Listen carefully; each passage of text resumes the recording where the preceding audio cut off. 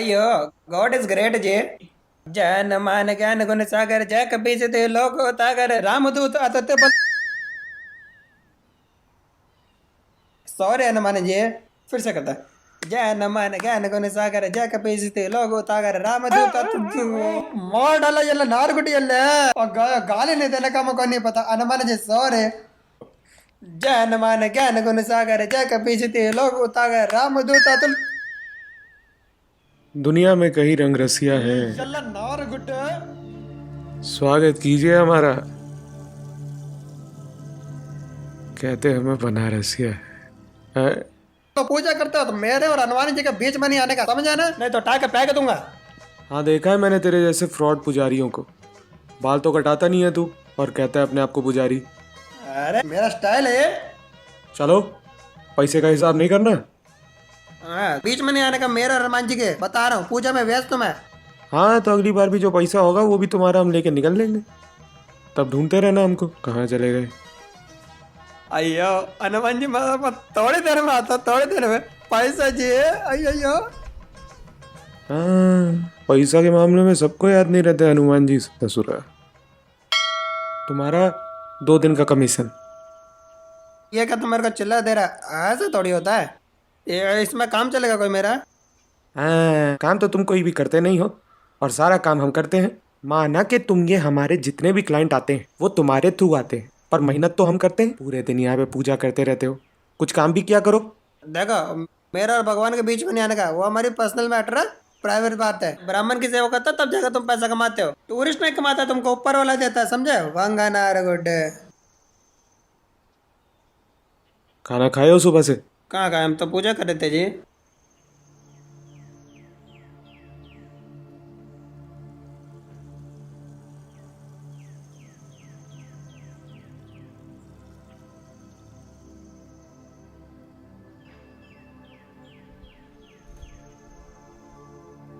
ये आदमी तो अच्छा है, गॉड इज ग्रेट जी।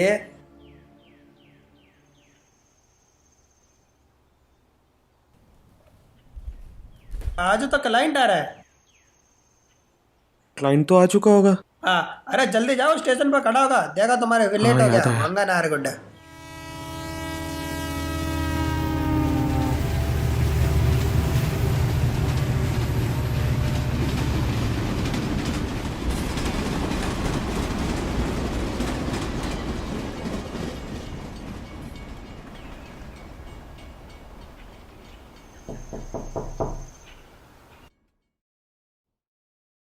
हे प्रभु, आपसे बहुत विनती है। बहुत बुजुर्ग लोगों को पूरा बनारस घुमाया, मतलब थोड़ा हमारे दिल का भी ख्याल कीजिए। जय शंकर की।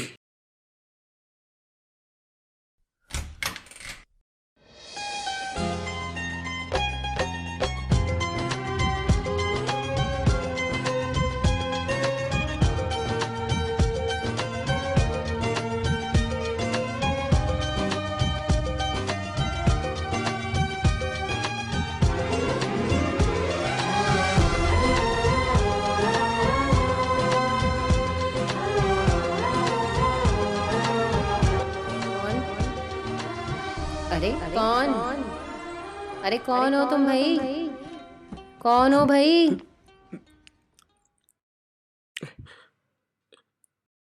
नमस्ते मैडम, आपने 80 घाट गाइड ट्रस्ट से बुकिंग करवाई थी गाइड के लिए।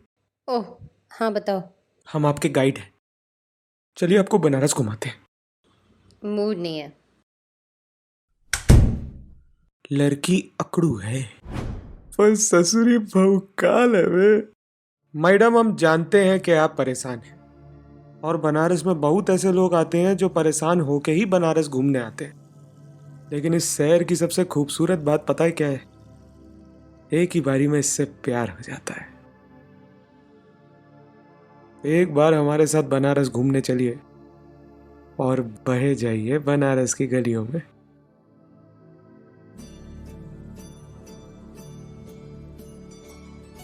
ये है हमारा खूबसूरत सा देश बनारस। इसे स्वयं महादेव ने खुद बसाया था, the oldest city in the world. इसलिए यहाँ के लोग महादेव की तरह सीधे, सरल और सिंपल हैं। यहाँ की गंगा आरती बहुत मशहूर है। दूर दूर से लोग अलग अलग देशों से उसे यहाँ देखने आते हैं। शाम का समय बनारस का सबसे खूबसूरत समय है। छोटे बच्चों को घाटों पे खेलते देख बहुत मजा आता है और रात को जलते हुए दियों की रोशनी से ये शहर की खूबसूरती और बढ़ जाती है। और अगर आप पूरा का पूरा यहाँ बनारस इधर देखेंगे ना, तो एक बात आपको हमेशा नजर आएगा, यहाँ का लुक बहुत अच्छा है। ये बात आप हमेशा देखेंगे। आंटियाँ पूरे दिन यहाँ बैठ के चुगलियाँ करती हैं, कोई जजमेंट नहीं करता। ये लड़का लोग रोज नंगा नहाता रहता है, कोई जजमेंट नहीं करता। और ये भाई साहब किस बात पे रिसर्च कर रहे हैं इतनी देर से, कोई जजमेंट नहीं करता। तो ई है लेमन टी, बनारस का सबसे स्पेशल चाय। ऐसा टी आपको कहीं पूरे देश में नहीं मिलेगा। चाय तो चेक कर लीजिएगा आप, चैलेंज दे रहे हैं आपको। ये मुंह सजा के क्यों बैठा है? इसकी अम्मा का कोई इज्जत लूट के चला गया कल के कल, तब से किसी को मुंह दिखाने के लायक नहीं बचा है। ए पुर्रे, ऐसा कुछ नहीं है। वो क्या है ना, आज मेरा उपवास है। आज के दिन मैं कन्या को नहीं देखता हूँ। पर कन्या को देखने का जरूरत पड़ेगा ही नहीं, वो जा चुकी हैं। जा चुके हैं?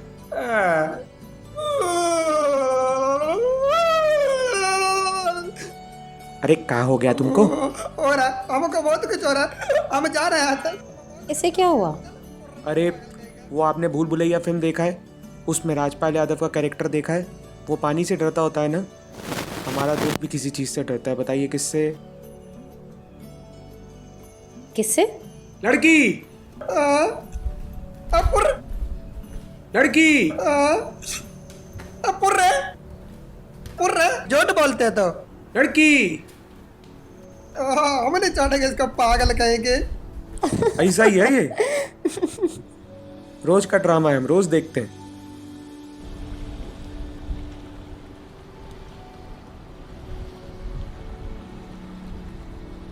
वैसे खूबसूरत तो बहुत है, ये तो मानने वाला बात है। हाय, हमें नहीं देखना। अरे यार थोड़ा सा तो देखा होगा। पैरों का दर्शन तो हम किया।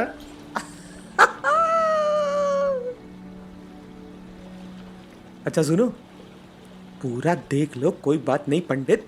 ये दुष्ट कहीं का, हमारा उपवास है, हमें नहीं देखता। अरे तुम काहे बाबा रामदेव बनते रहते हो? कभी रावण बन के भी तो देखो।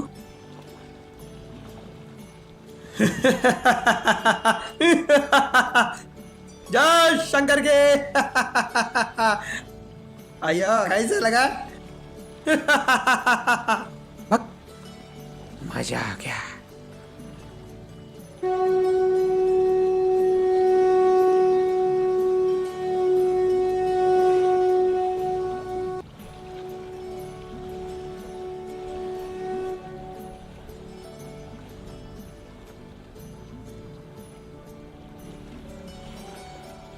देखिए,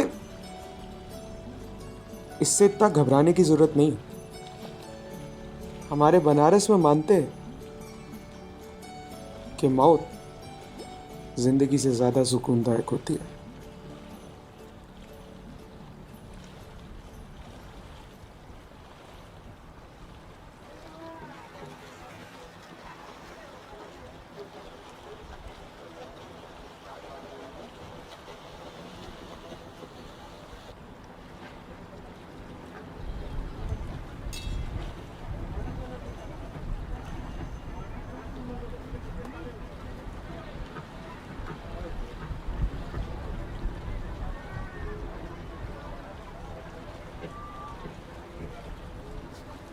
खाई के पान बनारस वाला, खुली जाए बंद अकल का ताला। खाएंगी? Thank you.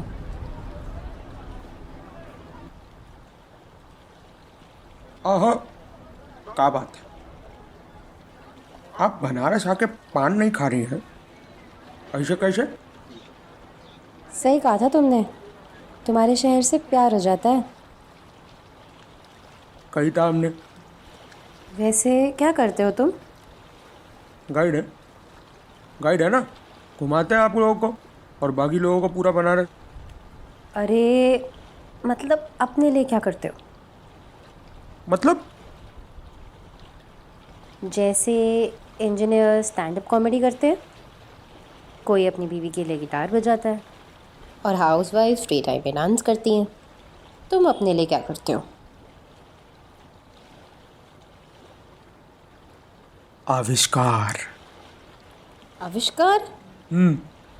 बचपन से हमें साइंस और रिसर्च का बहुत शौक था। बनारस में ऐसे बहुत रईस लोग हैं जिनका प्रॉपर्टी तो यहाँ पे है, लेकिन वो रहते बाहर हैं। हम उनकी प्रॉपर्टी की देखभाल करते हैं और हमें रहने के लिए जगह भी मिल जाती है। बचपन से हमें पढ़ने लिखने का भी बहुत शौक है। ऐसी ऐसी किताबें पढ़ते हैं जो कोई ससुरा सोच भी नहीं सकता होगा एक छोटा सा गाइड पढ़ता होगा। लेकिन हम कभी पढ़ाई को अपनी हैसियत से जोड़ के नहीं देखे, बल्कि दिल से और अपनी नॉलेज के लिए ये सब पढ़ते हैं और हमें मज़ा भी बहुत आता है। कुछ सालों पहले हमारे एक मित्र का देहांत हो गया। जब हमने वजह पता करी तो पता चला कि वो किसान था और पेस्टिसाइड स्प्रे करने की वजह से जो केमिकल उसके हाथ पे लग जाता था, उस वजह से उसे कैंसर हो गया और उसका मौत हो गया। हम इस बात की और गहराई में जाना चाहते थे और जानना चाहते थे कि ये सब एकदम से हुआ कैसे। हमें पता चला कि आजकल की पेस्टिसाइड कंपनियां इतना ज़्यादा जहर डालती हैं अपने पेस्टिसाइड में कि क्रॉप्स के साथ साथ पूरा का पूरा ज़मीन भी बंजर होता जा रहा है। जब और पढ़ाई की तो पता चला कि बहुत सालों पहले जब फार्मिंग की जाती थी, उसके अंदर नेचुरल फर्टिलाइज़र और पेस्टिसाइड यूज़ किए जाते थे। टोबैको जिससे सिगरेट बनती है, उसे भी पेस्टिसाइड के तौर पे यूज़ किया जाता था। लेकिन जैसे तेल और पानी को एक साथ मिलाने के बाद भी वो एक दूसरे में मिलते नहीं, क्योंकि उनका केमिकल कॉम्पोजिशन एक दूसरे से बहुत डिफरेंट होता है। इसलिए हमने ऐसे 5 इंग्रेडिएंट लिए जो पहले के ज़माने में एज पेस्टिसाइड यानी कि कीटनाशक यूज़ होते थे। फार्मूला बनाने के लिए आपको बहुत अलग अलग चीज़ें करनी पड़ती हैं, जैसे कि टेस्टिंग, सैम्पलिंग, रिसर्च। और इस रिसर्च को कंडक्ट करने के बाद आप पता कर सकते हैं कि आपका प्रोडक्ट सही तरीके से ब्लेंड होके एक अच्छी कॉम्पोजिशन बना रहा है कि नहीं। हमने भी अपने बहुत दोस्तों के साथ मिलकर टेस्टिंग करी। टेस्टिंग तो छोड़िए, हमारी तो मार्केट स्टडी भी कंप्लीट हो गई। हमने भी इस फॉर्मूले को उसके बाद पेटेंट करवाया और अपने पास रख लिया कि जिस दिन मौका मिला हम भी एग्रीकल्चर इंडस्ट्री में घुसने की कोशिश जरूर करेंगे।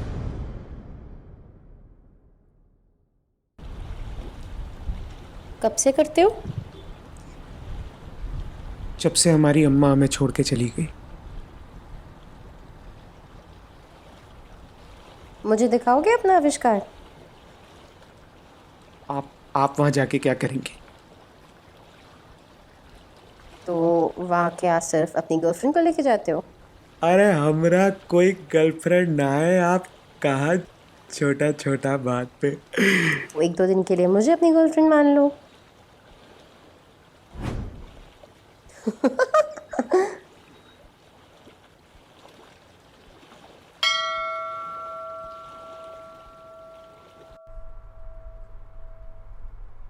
हाय मोहित, हाउ आर यू? सुन, मुझे तुझसे बहुत इम्पोर्टेंट बात करनी थी। मैं अभी किसी से मिली हूँ और उसके पास बहुत बड़ा आविष्कार है, लेकिन एक प्रॉब्लम है, फंडिंग की प्रॉब्लम है। हाँ, इट्स रिलेटेड टू पेस्टिसाइड्स। तो परसों यहाँ पर कैंप लग रहा है, राइट, आपकी कंपनी का? सो आई वुड वांट कि आप उसको वहाँ पर बुलाओ। I promise you would not be disappointed. तो मैं उसे कल आने को बोलूँ? Sure, he will be there.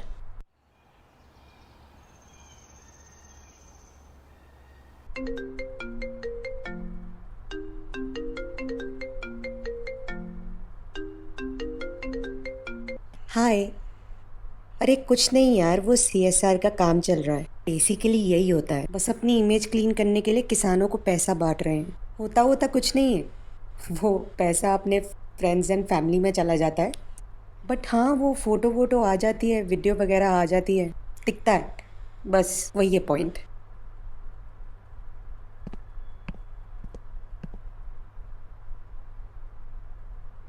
आइए आइए, प्रेजेंट कीजिए।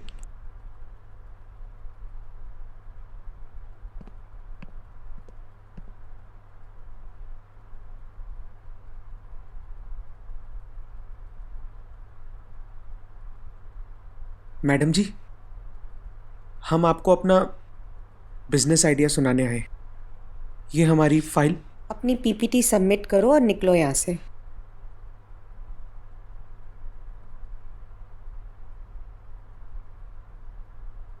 कितने हजारों करोड़ों किसान रोज पेस्टिसाइड स्प्रे करते हैं और वो स्प्रे उनके हाथों और पूरे फील्ड्स में जाता है। पीपीटी हमने नहीं बनाई पर यह फाइल। तुम एक मिनट रुक जाओ। देखो, ये कोई टीवी शो तो है नहीं जो ऐसे मुंह उठा के आ गए हो। कोई सेल हुआ नहीं और इन्वेस्टर से आ गए पैसे मांगने। हालत देखा है अपना। ये जो टीवी शो में जैसे दिखाते हैं वैसे इन्वेस्टमेंट नहीं मिलती। कोई सेल नहीं किया होगा ना, तो इन्वेस्टर क्यों पैसा लगाएगा तुम पे। तो तुम प्री रेवेन्यू हो, ठीक है। ऊपर से ये शो देख लेते हो, फिर आ जाते हो। इंडियन आइडल का सेट थोड़ी है जो मुंबई भेज दे तुमको। हम सोचा पैसे बट रहे हैं तो मैं भी ले लेता हूँ। एक तो एग्रीकल्चर सेक्टर में वैसे ही कोई पैसे नहीं लगाते। पता नहीं कहाँ से आ जाते हैं लोग बस मुंह उठा के। कोई काम धंधा है नहीं तुम लोगों के पास। आए हैं बिजनेस करेंगे, हारे हुए लोग।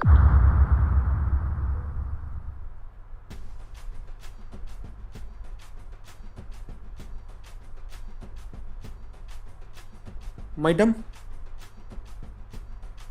एक बात आपसे कहें। हम जानते हैं कि हम इतने पढ़े लिखे नहीं हैं, लेकिन एक बात तो साफ हो गई कि जो आप लोग फेसबुक इंस्टाग्राम पे ड्रामा करते हैं ना कि हर इंसान की रिस्पेक्ट करनी चाहिए इतने बड़े बड़े कोटेशन के साथ, असलियत में आप लोग फॉलो नहीं करते। हम बनारस से हैं। आपने सोचा हमें कुछ आता नहीं है, लेकिन एक बात आपको बता दें कि इस देश का 80% आदमी आज भी फार्मिंग से ही अपनी इनकम कमाता है। अगर उसमें से सिर्फ 10% या 10% आदमी को भी आपने केटर किया तो सोचिए बिजनेस कितना बड़ा हो सकता। मैडम, हम बनारस से। इस शहर को महादेव ने स्वयं बसाया था। और जहाँ तक बात रही हमारे हारने की, तो बनारसिया या तो जीतते हैं या सीखते हैं, हारते कभी नहीं। जय शंकर की।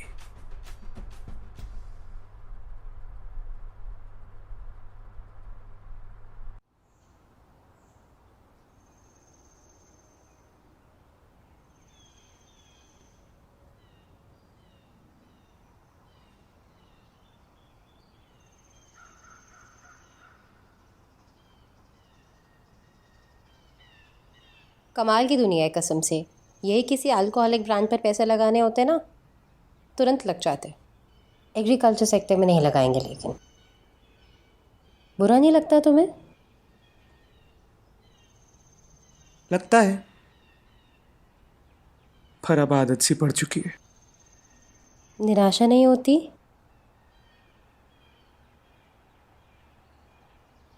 हमारी अम्मा कहती थी कि जगन, किसी चीज को भी दिल से शिद्दत से किया जाए ना, तो उसमें कभी तुम्हारी हार नहीं होती। अब देखिए, इन सब चीजों की वजह से हमारी मुलाकात आपसे हुई।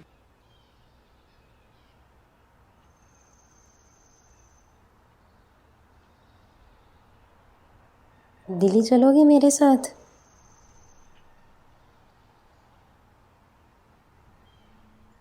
जहन्नुम भी चल लेंगे।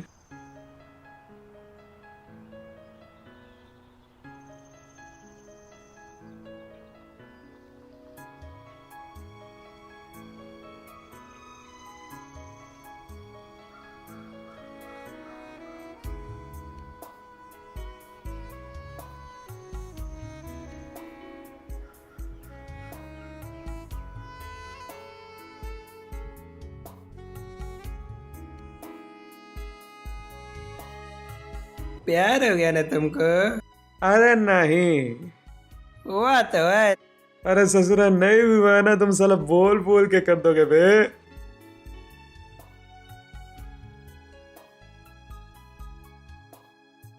अब कैसे बताएं इस कवारे पंडित को कि प्यार तो हो गया है, ससुरा बहुत जबर हुआ है।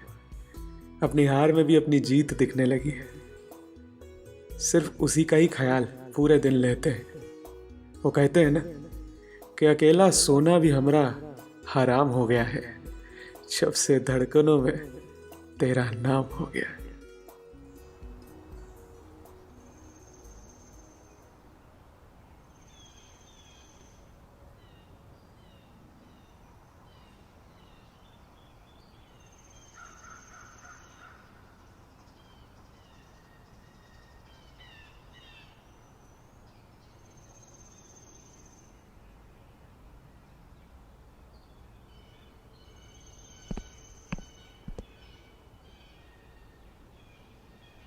रिया जी,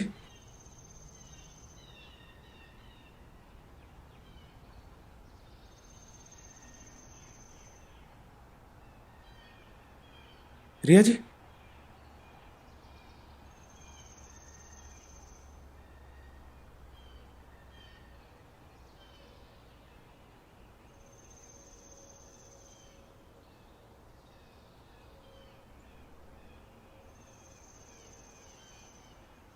क्या हुआ रिया जी? तुम पूछ रहे थे ना मैं परेशान क्यों हूँ। मेरी मंगनी हो गई है जगन।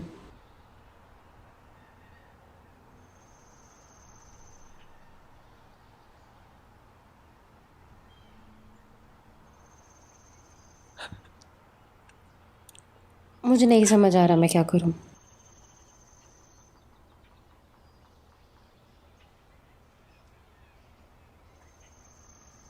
आ, आपको हमें बता देना चाहिए था। मेरी मर्जी से नहीं हुई है। मेरे पेरेंट्स को वो लड़का पसंद था, कह रहे थे खुश रहोगे उसके साथ।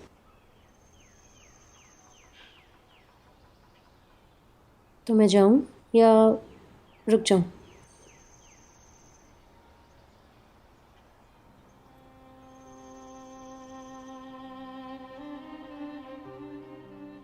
चली जाइए रिया जी।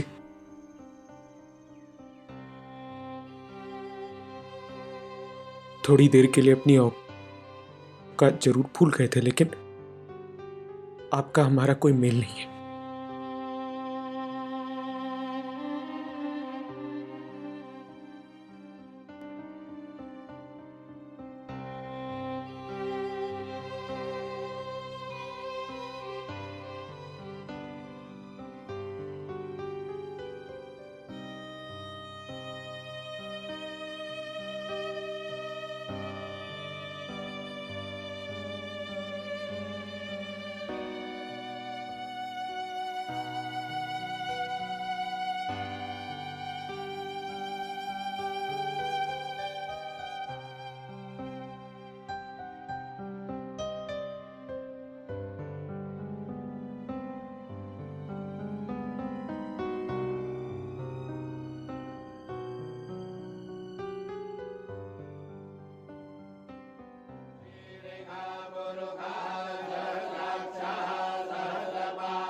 सर्वमेकं सर्वतस्मृतवाक्यतिष्ठदशाङ्गोलम् पुरुष एवेदग्गं सर्वं यद्भूतं यच्च भाव्यम् उतामृतवशेषानो जगन्नेनातिरोहति हेतावानस्य महिमा दोषाय पुरुष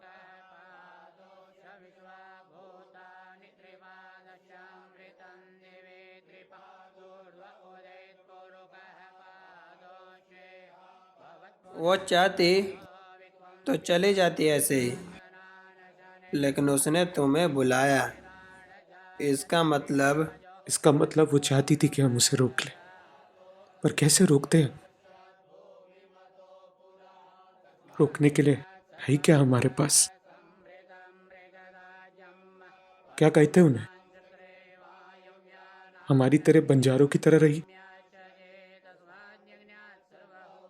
रोटी नहीं खिला सकेंगे आपको, पर प्यार करेंगे आपसे। खुश नहीं रख पाएंगे आपको,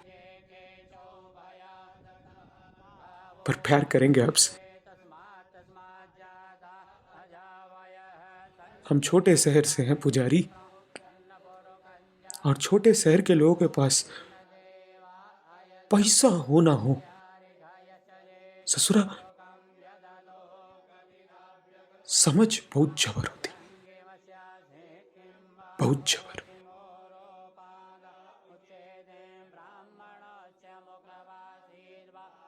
हमारी समझ ये कहती कि जो मर्द एक लड़की की जिम्मेदारी भी नहीं उठा सकता, उसे प्यार करने का हक भी नहीं है।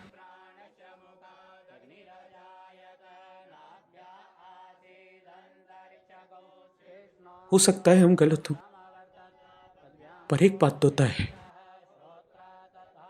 अगर कल को खाने के लिए रोटी नहीं हुई ना,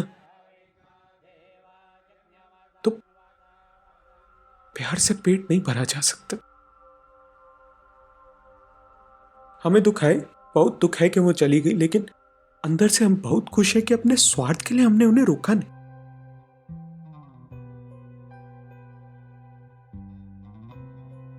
और एक दिन जब बनारस दोबारा आएंगी ना, तो रिक्शे में उनको और उनके बच्चा लोग को घुमा के थोड़ा मजा ले ले। सोच लेंगे कि हमारे जैसे फटीचर को भी कभी किसी ने पसंद किया था।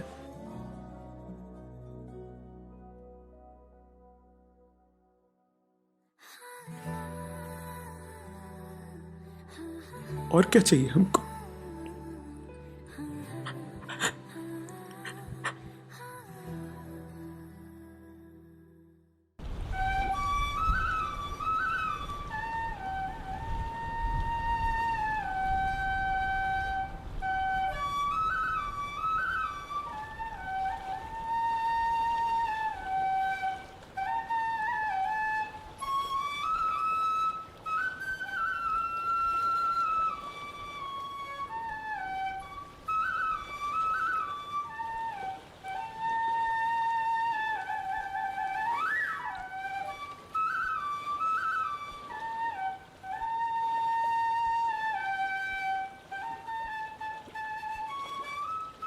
बनारस उस दिन भी झूम रहा था।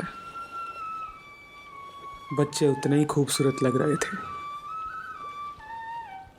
आंटियां फिर से वही चुगलियां कर रही थी। चारों ओर खुशहाली थी, लेकिन बनारस के बनारसिया से वो रश शायद चला गया था। अकेलेपन में खो गए थे।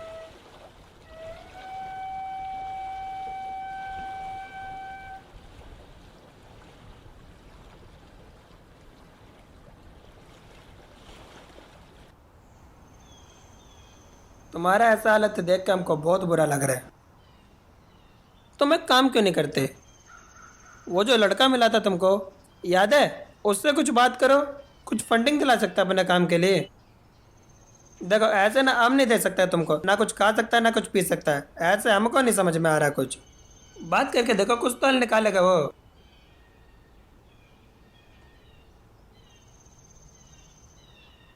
हमने भी सोचा कब तक ये देवदास भरी जिंदगी जिएंगे। अपने दिल में कहा कि जिस वजह से हम उन्हें छोड़े उस वजह को ही काट देंगे। जिंदगी में आज पैसा नहीं है हमारे पास, इसलिए कचौड़ी खाते हुए भी 10 बार सोचते हैं। सोचा कि 1 महीना दबा के मेहनत करके पैसा जोड़ेंगे। बस यही संकल्प हम लिए और अपने आप से कहे, चलो दिल्ली।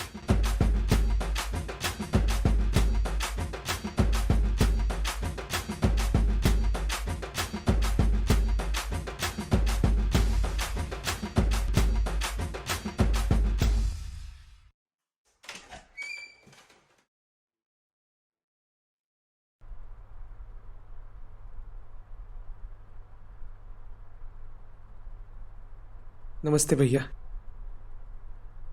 भैया जी, आपसे जब पहली बार मुलाकात हुआ था हमारा, तो ज़्यादा बात तो नहीं कर पाए थे हम,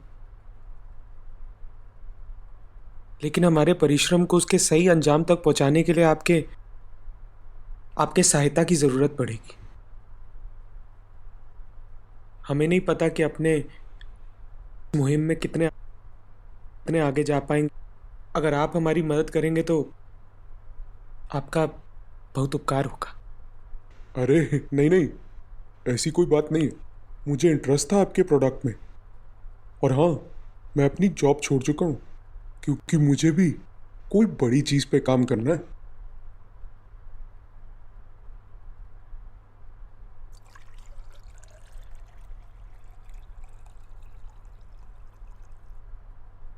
भैया ये पानी वानी छोड़िए ना, पान का बंदोबस्त है?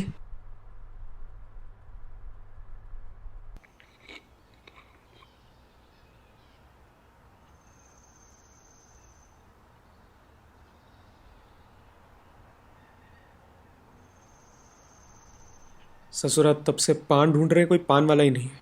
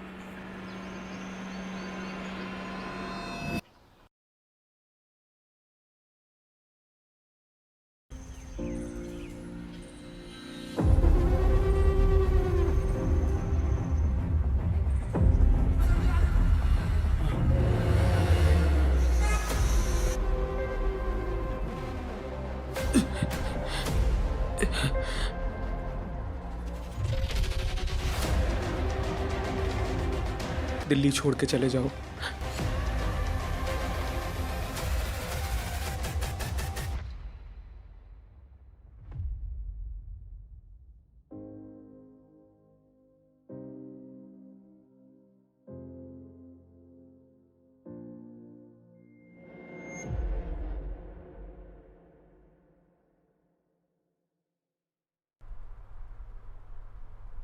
पीठ पे बहुत कस के मारे, जब गिरे तो दोनों हाथों पे भी चोट आई।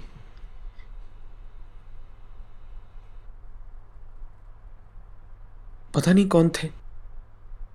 हम तो भैया जहां आपने भेजा था पान खाने के लिए वहीं पे पान खा रहे थे।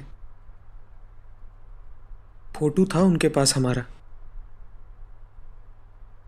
ना कोई चोरी की, ना किसी तरीके से और धमकाया, बस ये पर्चा पर्चा दे के गए हैं हमको। बड़ी मछली छोटी मछली को खाती है, ये कहावत सुनी है कभी? बिजनेसेस में तो भैया ऐसा ही होता है कि बड़े लोग छोटे लोगों को कभी आगे बढ़ने नहीं देना चाहते। पहले तो वो एक जाल बुनते हैं, आम इंसान को इनसिक्योर दिखा देते हैं और उसको बता देते हैं कि वो किसी लायक नहीं है। जैसा कि आपके साथ उस दिन हुआ था जिस दिन आप फंडिंग मांगने गए थे। पूरा कॉर्पोरेट कल्चर ही लोगों की इनसिक्योरिटीज का फायदा उठा के चलता है जी। जब उसे तेरा आइडिया पसंद ही नहीं था तो वो तेरी फाइल क्यों पढ़ने लगी बाद में? आइडियाज तो बहुत ही फाड़ू हैं। अगर ये ना किसी बड़े इन्वेस्टर के हाथों लग गए ना, अपनी तो कंपनी डूबने वाली है। हाँ, एक तो प्रोसेस ऑफ मैन्युफैक्चरिंग भी सही है, पॉल्यूशन फ्री भी है, एनवायरनमेंट फ्री भी है।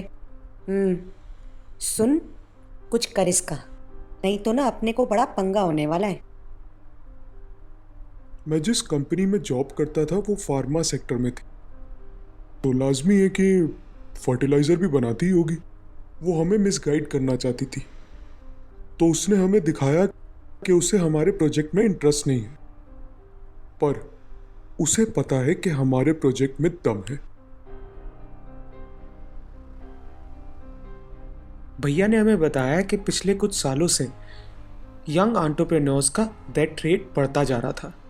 ये सीधा इंडिकेशन था कि कोई नहीं चाहता कि छोटे लोग आगे बढ़े। बड़ी बड़ी कंपनीज का हाथ था। भैया श्योर थे कि किसी बड़ी कंपनी ने ही ये हमला हम पे करवाया। भैया जी, हम वापस नहीं जाना चाहते। बहुत मुश्किल से यहां तक पहुंचे हैं। जिंदगी भर कचौड़ियां भी हमने सिर्फ उधार से खाई हैं।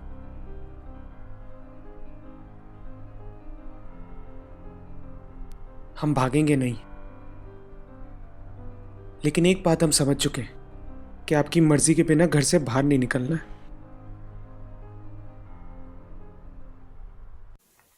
हम पैसा गवर्नमेंट से उठाएंगे, अमीरों से पैसा नहीं लेंगे। हम पैसा लेंगे गवर्नमेंट से। और हाँ, गवर्नमेंट ने एक स्कीम चलाई है, स्कूलों में जाके किसानों को बुलाया जाता है और उनकी प्रॉब्लम्स और परेशानियां सुनी जाती हैं, उनको पैसा दे दिया जाता है। ना ही उसका हमें ब्याज देना है और ना ही उन्हें हमें पैसा देना है। सारा का सारा आपका पैसा होगा। कल मैं फॉर्म भर दूंगा, फिर आप कल चल रहे हो ना मेरे साथ?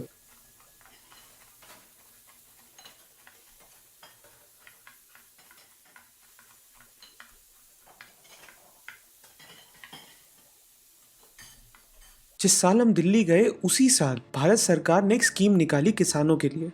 अपने नज़दीकी गवर्नमेंट स्कूलों के अंदर आके सरकारी अफसरों को अपनी परेशानी बता के ग्रांट्स पा सकते थे। सरकार जब भी कोई स्कीम निकालती है तो अपने बनाए हुए गवर्नमेंट हॉस्पिटल्स, गवर्नमेंट ऑफिसेज और बैंक ब्रांचेस का ही सहारा लेती है।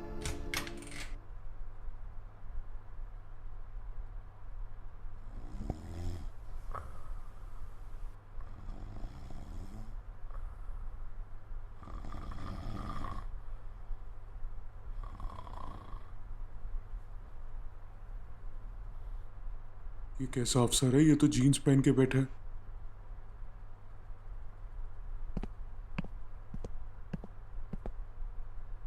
सर सर सर सर कौन हो भाई? सर वो फंडिंग के लिए फॉर्म फिल किया था। गवर्नमेंट से आज की डेट मिली थी वेबसाइट पे। ला इधर। अगर आप थोड़ी मदद कर देते तो। क्या सोते सोते? बहुत दूर से आया है ये, बनारस से। एक बार देखिए और बताइए जैसा भी हो सके। कौन कौन आ जाता है फंडिंग मांगने आजकल? और कोई काम नहीं है क्या हमें? परेशान कर रखा है। इस आदमी की शक्ल देखिए, इसे पता भी नहीं होगा कि टेक्नोलॉजी क्या चीज़ होती है। मुंह उठा के पता नहीं कौन कौन से लोग आ जाते हैं, उल्टे सीधे लोग ही मिलते रहते हैं। जाओ यहाँ से। उठ साले, तेरे को मैं बताता हूँ कैसे तमीज से बात की जाती है। अरे अरे ये क्या तरीका है? रहने दीजिए भैया। कॉलर छोड़ो, कॉलर छोड़ो पहले तुम। हमें पता है कहाँ आप ये पैसे को यूज कर रहे हो। इनको गरीबों को अनफिट बता देते हो और अपने रिश्तेदारों का पेट भर रहे हो। अरे भाई फंड्स ही नहीं है, कहाँ से दे तुम्हें? सरकार हमें फंड्स देती ही नहीं है। अरे सब मिलते हैं तुम्हें फंड्स, तुम अफसर लोग पहले ही दबा के बैठ जाते हो। बहुत आगे तक लेके जाऊंगा इस लड़के को मैं। चलो भाई। भैया, भाई साहब हम किसान हैं। अगर हम ना हो ना तो मैं भी देखूंगा कहां जाएगी आपकी ये टेक्नोलॉजी। टेक्नोलॉजी से आपका पेट नहीं भर सकता। एक दिन ऐसा जरूर आएगा जब इंसान के पास सब कुछ होगा, इंटरनेट, बड़ी बड़ी मशीन्स, लेकिन मैं भी देखूंगा कि अगर खाना नहीं हुआ ना तो आदमी अपना हाथ काट के खाता है कि नहीं। चलिए भैया।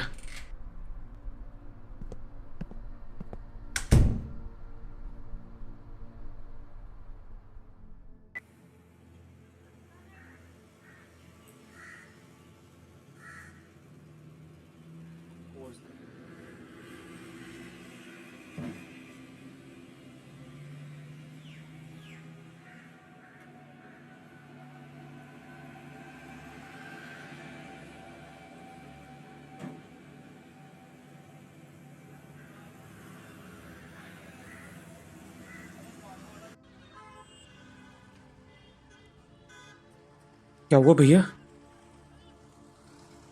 ऐसा नहीं है कि सरकार मदद नहीं करना चाहती, पर ये बाबू लोग हैं ना, गरीबों तक पैसा आने से पहले अपने रिश्तेदारों को भेज देते हैं। गरीबों को ये अनफिट बता देते हैं। सरकार हर साल कोई ना कोई नई स्कीम निकालती है, लेकिन पैसा ग्रास रूट लेवल तक पहुंचता ही नहीं, क्योंकि ये बाबू लोग पहले ही खा जाते हैं। सरकार सब किसी ना किसी चीज पे अपना काम करते हैं अपनी कुर्सी के डर से, पर ये जो बाबू लोग हैं इनको तो कुर्सी का डर है नहीं, ये तो वहीं के वहीं होते हैं। कोई बात नहीं भैया, जो भी है छोड़ देते हैं। कैसे छोड़ देते हैं? एक गरीब आदमी अपने हक के लिए भी नहीं लड़ सकता क्या? भैया देखिए, आपने अच्छा काम किया, हमने अच्छा काम किया, हमें अब ज्यादा सोचना नहीं चाहिए। देखते हैं जो आगे हो पाएगा। एक तरीके से तो आपको फंडिंग मिल सकती है। अगर आपके प्रोजेक्ट की हम वीडियो बनाएं, सोशल मीडिया पे डालें, तो शायद कोई बड़ी कंपनी से फंडिंग मिल सकती है। उसमें हमें किसी सरकार की भी जरूरत नहीं पड़ेगी।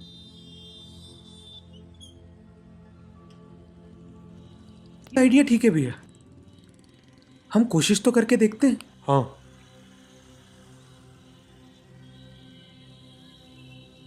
भैया ने जनता के काम के लिए जनता को चूज करना ही सबसे बेहतर समझा। सोशल मीडिया पे एक अच्छी सी वीडियो बनाने के लिए अलग अलग किसानों को पकड़ा गया और उनसे पूछा गया कि कैसे पेस्टिसाइड उनकी ज़िंदगी और खाने वालों की ज़िंदगी को इफ़ेक्ट करता है।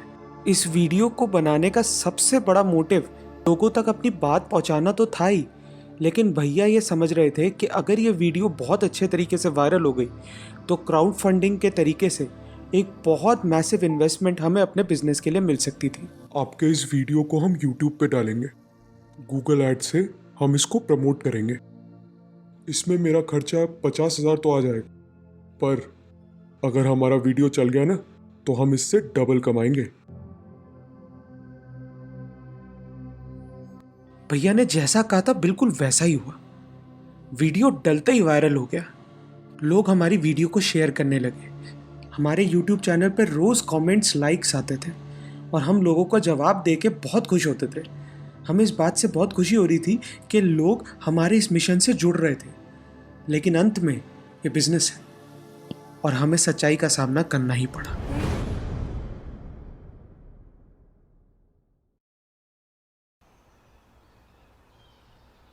काम नहीं चल रहा सोशल मीडिया पे। व्यूज का हम क्या करेंगे जब हमें कोई काम ही नहीं दे रहा।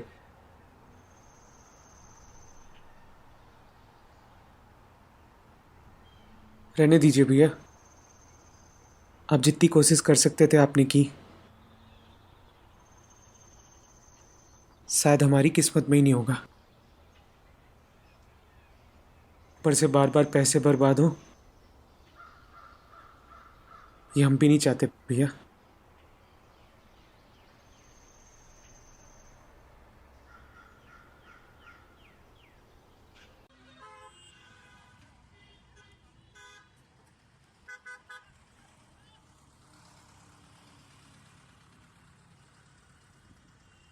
सॉरी यार, तेरे लिए कुछ कर नहीं पाया। अरे कोई बात नहीं भैया, आपसे मिले, इतना कुछ सीखा। मिलके बहुत अच्छा लगा। ध्यान से जाना, ठीक है?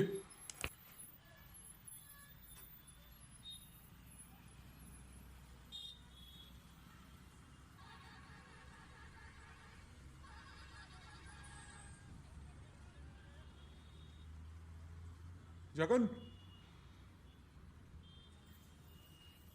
जगन, हाँ देखो, बहुत बड़ी कंपनी ने ना आपको फंडिंग देने का फैसला किया है।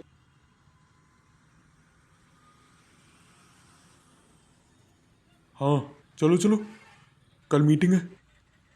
भैया को ये मैसेज एक वरदान जैसा था, क्योंकि हम तो दिल्ली छोड़ के जा रहे थे।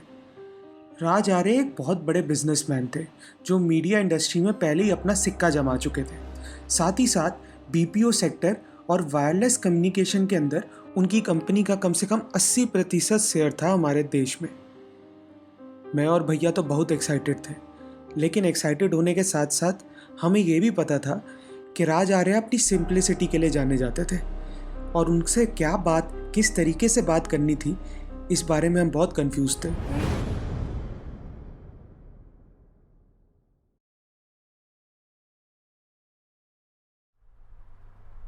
आप लोगों का वीडियो देखा था मैंने, काफ़ी अच्छा लगा था मुझको। तो बताइए मैं आपकी कैसे मदद कर सकता हूँ। नमस्कार सर, आपका मेल देखा तो इसीलिए हम फंडिंग के लिए आए हैं। ये बनारस से आए हैं। हम कुछ काम करना चाहते हैं। आपने हमारी वीडियो देखी है? एक मिनट, मैं जानता हूँ आपने इनकी बहुत मदद करी है, पर जो बिजनेसमैन अपना धंधा खुद ना बेच पाए उसका बिजनेस कभी बना ही नहीं। तो आप बताइए, क्या बेचने आए हैं? सर, हम ज़्यादा पढ़े लिखे तो नहीं हैं, लेकिन पढ़ाई लिखाई हम बहुत दिल से करते हैं। बचपन से ही शौक था कि हम अपने देश, अपने गांव के लिए कुछ करें। इसलिए पेस्टिसाइड बनाए, उसका पेटेंट बनाए, लोगों को बेचने की कोशिश की है। लेकिन हर किसी ने कहा कि हम आगे बढ़ नहीं सकते। आज एक और उम्मीद मिली तो आपके पास आ गए। हम तो जाने वाले थे अगर आप पूछें, लेकिन सर हमें धंधा करना नहीं आता, लेकिन मेहनत एक ऐसी चीज़ है भैया जो जिसे बनारसिया कभी पीछे हटा नहीं। हमें अपने परिश्रम को किस राह पे पहुंचाना है भैया, ये हम नहीं जानते, लेकिन किसी का नॉलेज, ज्ञान पाने के लिए हम आपके पास आए। हमें सब समझा रहे थे कि इसके लिए हम आपको इतना प्रतिशत दे देंगे कंपनी का और इतना हमें पैसा मिल जाएगा। हमें ये भी नहीं पता है कितना प्रतिशत का हमारा कंपनी है और कितना पैसा।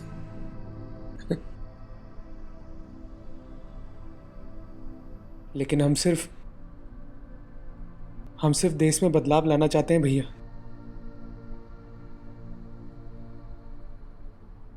हमारा स्वार्थ नहीं, हमारा पैसा है।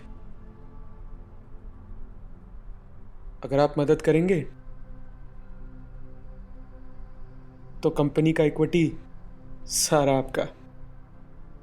हमें बस ये किसानों तक पहुंचाना है।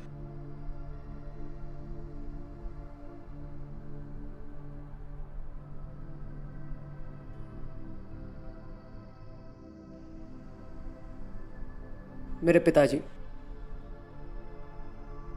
इनको भी ना अंग्रेजी नहीं आती थी, पर आज देखो 1200 करोड़ रुपए का बिजनेस इन्होंने खड़ा कर रखा है। इन्होंने जो नींव बनाई उस पर बैठ के राज कर रहे हैं हम। जो कहानी तुम्हारी है ना, मेरे पिताजी की भी कहानी कुछ ऐसी ही थी। तुम्हारा मदद करने का दिल से मन करता है। तुम जो सपने लेके आए हो ना, ज़रूर पूरे होंगे। तो बताओ, बैंक अकाउंट है या सारा पैसा कैश में लोगे?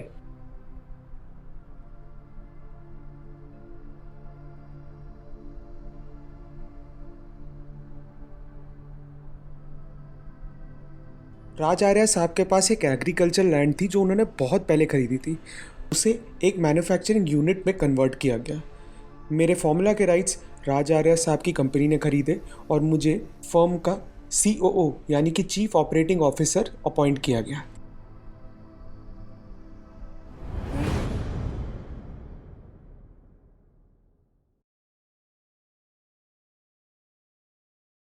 नमस्कार, हमारा नाम जगन्नाथ चौरसिया। जो कहानी अभी हमने आपको बताई वो 1.5 साल पुरानी हो चुकी है। हम अपनी कंपनी के 30% शेयर के मालिक हैं। और हाँ, आज एग्रीकल्चर सेक्टर में हमारे पेस्टिसाइड का मार्केट शेयर कम से कम 30% है। ये सब हमारे खूबसूरत दोस्तों की वजह से हुआ। ये सब एक ऐसे प्यार की वजह से हुआ जो कभी पूरा ही नहीं हुआ। ये सब इसलिए हुआ क्योंकि हमने कभी अपने आप को बदलने की कोशिश नहीं की। इसलिए आप भी हमेशा याद रखें कि शायद आपके घर में आने वाला वो ड्राइवर जिसे आप रोज फटकार देते हैं, उसके पास कोई ऐसा आइडिया ना हो जो आपको अमीर बना सकता है। शायद आपके घर में आने वाली वो बाई जिसे आप रोज़ दुत्कार देते हैं, उसके पास कोई ऐसा आइडिया ना हो जो वो आपकी ज़िंदगी बदलते। सिर्फ IIT या IIM वाले लोग अक्लमंद नहीं होते। दुनिया तब भी हम जैसे लोग ही चलाते थे और आज भी हम जैसे ही चलाते हैं। इंसान को उसकी कला से, उसकी मेहनत से जज कीजिए, उसके पास पड़ा हुआ पैसे से नहीं। ये पैसा ससुरा किसी का नहीं होता। I can talk in English, Hindi भी बहुत अच्छे तरीके से बोल लेता हूँ। कुछ और भाषाएं भी हैं जो मैंने सीख ली हैं, लेकिन फिर भी अपनी असल ज़िंदगी को मैं कभी नहीं भूला। यही आपके, मेरे और इस हर दुनिया के इंसान के सक्सेस का मंत्र है। ये वीडियो 2 दिन पहले शूट करने गए थे हम। 1 मिलियन व्यूज़ भी हो चुका है इस पे। मानते हो कि नहीं? अयो, तुम इसके ऊपर क्या जादू किया जी? पहले तो ये हिंदी भी ठीक से नहीं बोल पाता था, अब तो इंग्लिश भी ऐसे फटाफट बोलता है। मैंने तो कुछ भी नहीं किया। अरे ऐसा कुछ नहीं। मैं खुद हैरान हूँ कि इतना सब कुछ अपने साथ हो कैसे गया। लेकिन आज भी एक चीज़ है जो दिल में बहुत कस के लगती है,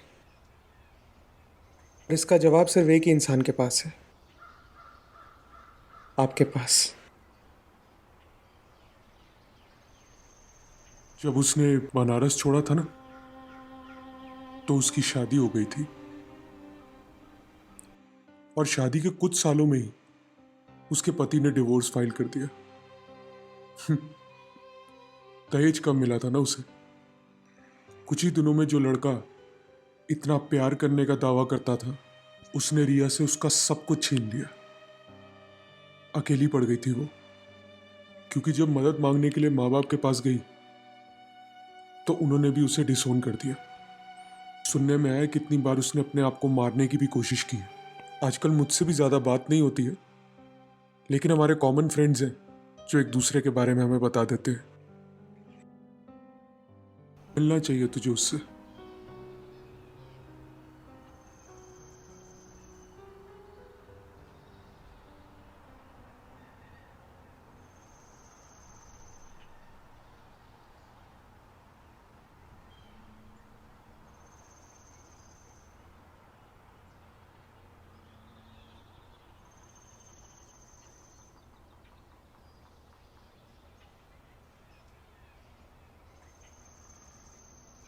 आ गए तुम? जी। मिले क्यों नहीं मुझसे? आप भी तो नहीं मिली। तो उस दिन रोक लेते मुझे। और रोक के रखते कहाँ? झोपड़ी में। हमारे पास तो झोपड़ी भी नहीं थी। तो जिसके पास महल थे उसने कौन सा ठीक से रख लिया?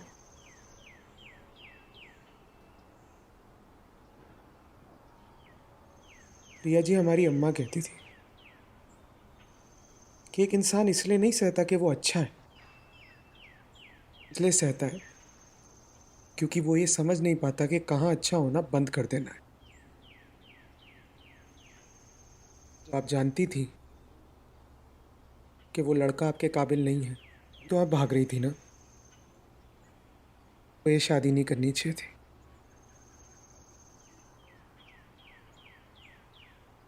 लगता है तुम्हारी अम्मा हमेशा ठीक बात कहती है। कब मिलवा रहे हो उनसे? अभी तो ट्रांसफ़र हो गया उनका दूसरी दुनिया में, पर होती तो काश आपसे भी मिलती, अपनी बहू को देख तो लेती कम से कम।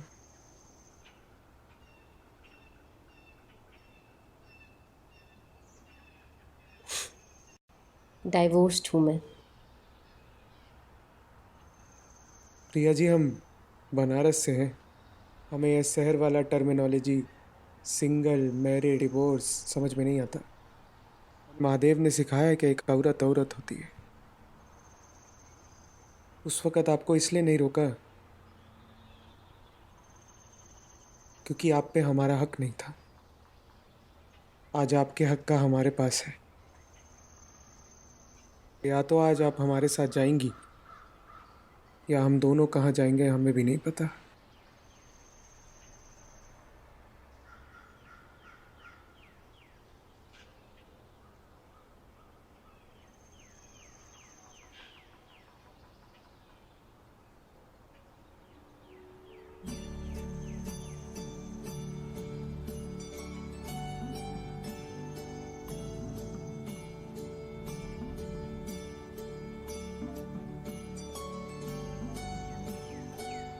प्रिया जी, आज आपसे वो 3 शब्द कहने का दिल चाहता है।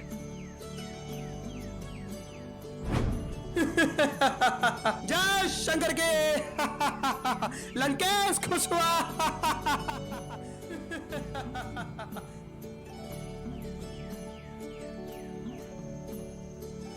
With all set and done, हमें वो सब मिला जिसके हम हकदार थे। एक खूबसूरत सी परी जिससे शादी करने का हम अपने सपनों में भी नहीं सोच सकते थे। एक बहुत ही ज़बरदस्त दोस्त जिसने हर मोड़ पे हमारा साथ निभाया। एक बहुत ही दमदार साथी जिसने हमें अपनी मंजिल तक पहुंचाया। पर ये सब हुआ हमारी अम्मा के आशीर्वाद से, क्योंकि वही शुरू से कहती थी कि हम एक दिन बहुत बड़े इंसान बनेंगे। और वैसे भी हम बनारसियाँ हैं।